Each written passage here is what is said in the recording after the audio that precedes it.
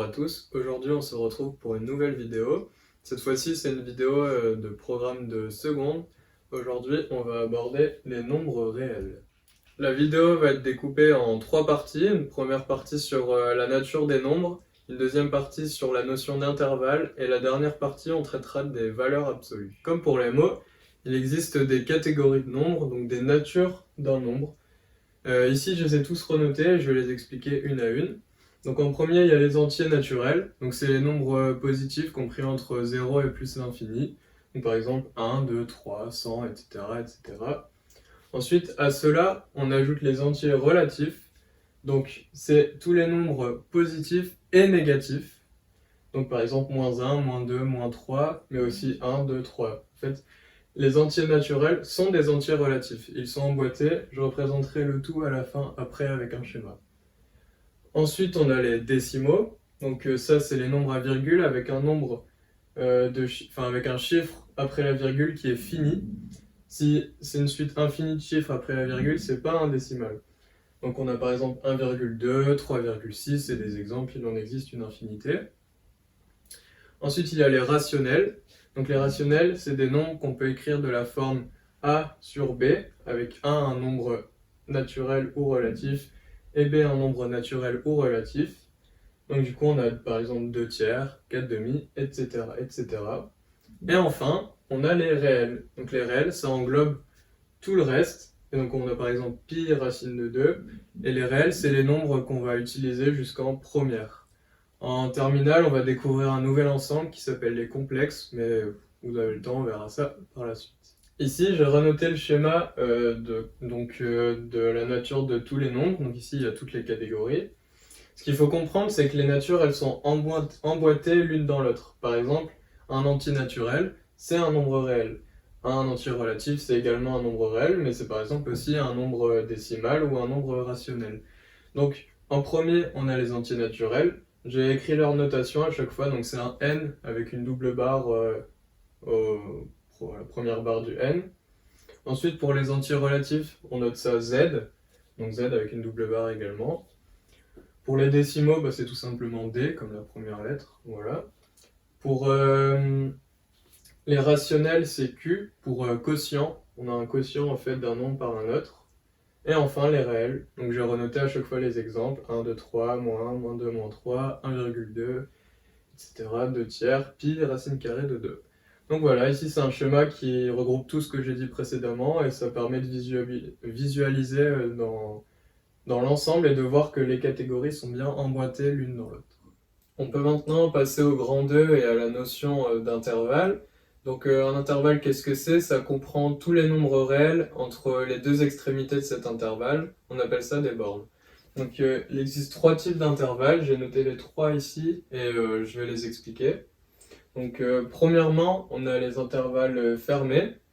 Donc ça comprend tous les nombres réels entre les deux bornes comprises. C'est-à-dire que là par exemple, j'ai donné intervalle fermé 0, 3.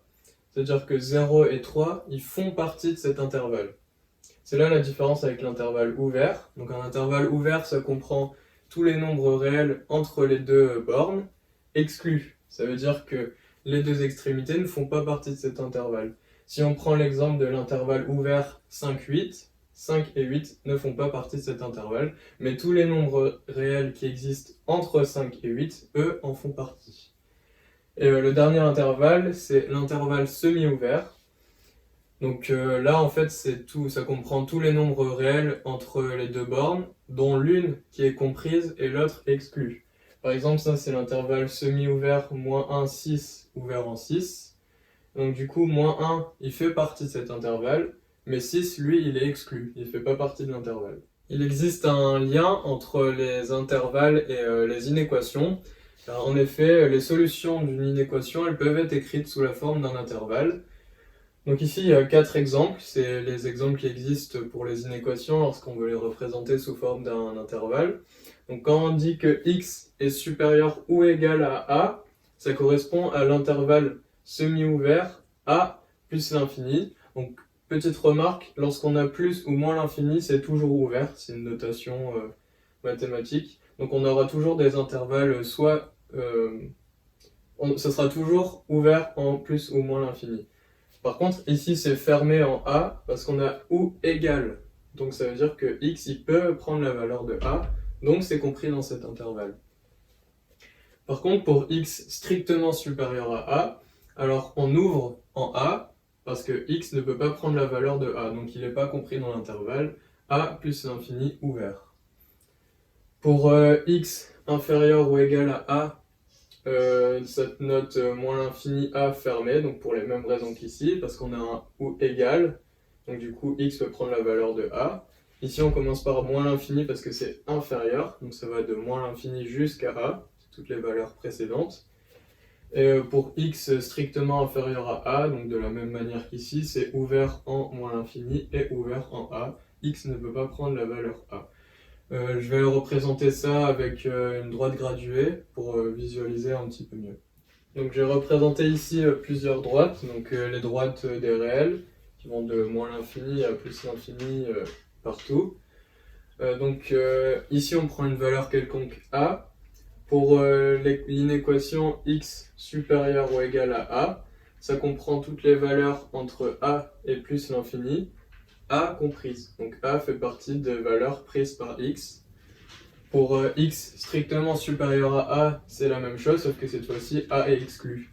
Donc c'est toutes les valeurs comprises entre A et plus l'infini, sans la valeur A. Pour x inférieur ou égal à A, donc c'est la même chose qu'ici, sauf que cette fois-ci, ça va vers la gauche, vers moins l'infini. Donc c'est toutes les valeurs plus petites ou égales à A, donc A compris, jusque moins l'infini. Et pour x strictement inférieur à A, c'est la même chose, sauf qu'encore une fois, A n'est pas compris. Donc c'est toutes les valeurs entre A et moins l'infini, donc des valeurs réelles à chaque fois. Sauf que A n'en fait pas partie. La dernière partie du grand 2, donc la notion des intervalles, ça parle des intersections et des unions d'intervalles. Donc je vais expliquer les deux. Une union, qu'est-ce que c'est? C'est soit, si on prend un intervalle A et un intervalle B, l'union de ces intervalles, ça correspond aux valeurs soit dans l'intervalle A ou dans l'intervalle B.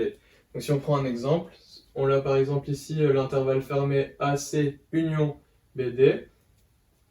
On a les valeurs qui sont dans AC, donc c'est cela. On a les valeurs qui sont dans BD, c'est cela. Donc l'union, c'est les valeurs soit dans cela ou dans cela. Donc on a au final toutes les valeurs de A jusqu'à D. Donc ça, on peut le réduire en intervalle fermé AD. Parce que ici, on est toujours dans A ou dans B. Ici, on est toujours dans A ou dans B. Et là, on est dans A et B. Donc on verra par la suite que ça, c'est l'intersection.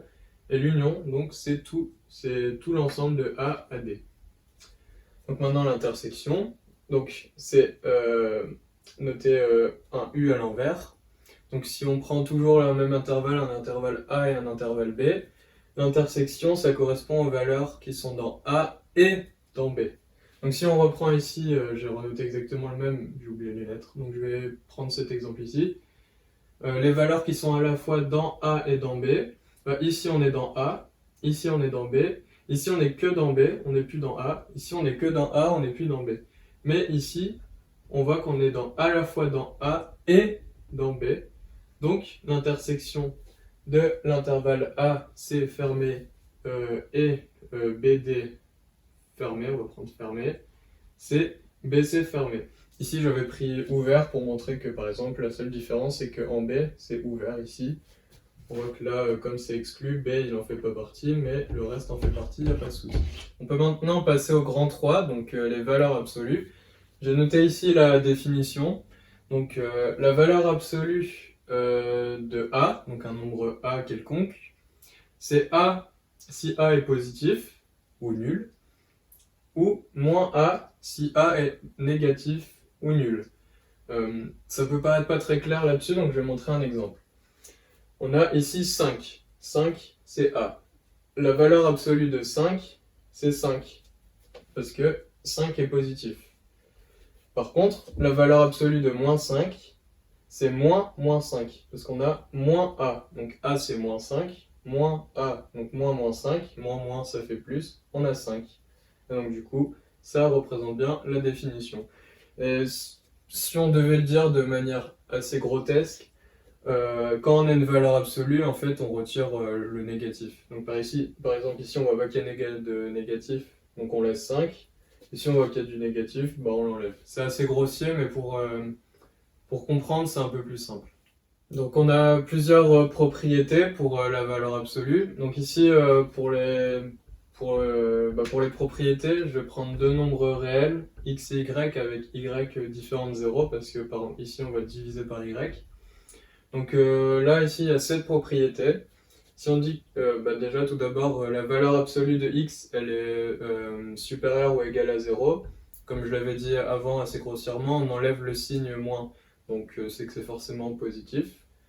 La valeur absolue de moins x est égale à la valeur absolue de x. C'est ce qu'on avait vu avec 5 et moins 5. On avait vu que dans les deux cas, on retombait sur 5. Et c'est pareil pour tout x. Là, ici, on a racine carrée de x carré qui est égale à la valeur absolue de x. On sait que la valeur absolue de x est forcément positif. Ce sera x. Voilà, c'est ça.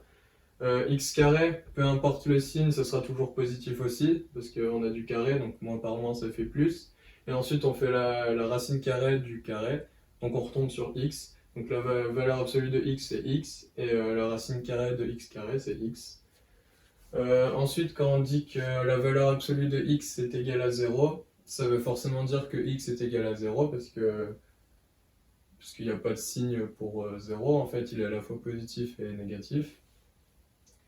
Dire que la valeur absolue de x est égale à la valeur absolue de y, ça veut dire que x est égal à y ou x est égal à moins y, vu que la valeur absolue de moins y c'est y, donc ça revient au même. C'est pour ça qu'on dit ça. Pour la 6, bah voilà, valeur absolue de x, y, c'est pareil que valeur absolue de x fois la valeur absolue de y. Parce que ici, au final, le signe, ça sera positif. Là, on fait du positif par du positif parce qu'on a une valeur absolue, donc ça revient au même. Et c'est exactement la même justification pour ici. Ça, ce sera forcément positif. Et là, comme c'est une valeur absolue, on divise du positif par du positif. Donc au final, ça revient au même. Les deux seront positifs. Il existe une dernière propriété sur les valeurs absolues, c'est vis-à-vis des distances. Donc soit deux réels A et B sur une droite graduée. La distance entre A et B, donc des points d'abscisse respectivement petit a et petit b, cette distance, c'est le nombre valeur absolue de A moins B. J'ai noté un exemple pour mieux se représenter visuellement. Donc on a une droite graduée qui va de moins 1 jusqu'à 5, avec A d'abscisse moins 1 et B d'abscisse 5. On voit que pour aller de A à B, on fait plus 6. Donc 1, 2, 3, 4, 5, 6. Là on voit visuellement, mais il faut le montrer algébriquement. Donc la distance AB, grâce à la propriété, on voit que c'est la valeur absolue de A moins B. Donc A ici c'est moins 1. Moins B, donc B c'est 5, on a moins 1, valeur absolue de moins 1, moins 5. Moins 1, moins 5 ça fait moins 6, donc la valeur absolue de moins 6 c'est 6. On retrouve la même distance, on voit bien que pour aller de A à B, la distance c'est 6. Donc voilà, la dernière propriété, on arrive à la fin de cette vidéo. Donc voilà, on arrive à la fin de cette vidéo, j'espère qu'elle vous a plu. C'est une petite accroche pour la prochaine vidéo qui va arriver, donc ça sera sur les équations et les inéquations. Donc c'est une petite approche globale des nombres réels, des intervalles et des valeurs absolues. Mais là on va rentrer dans le concret ensuite avec les équations et les inéquations. Donc à la prochaine vidéo, à bientôt.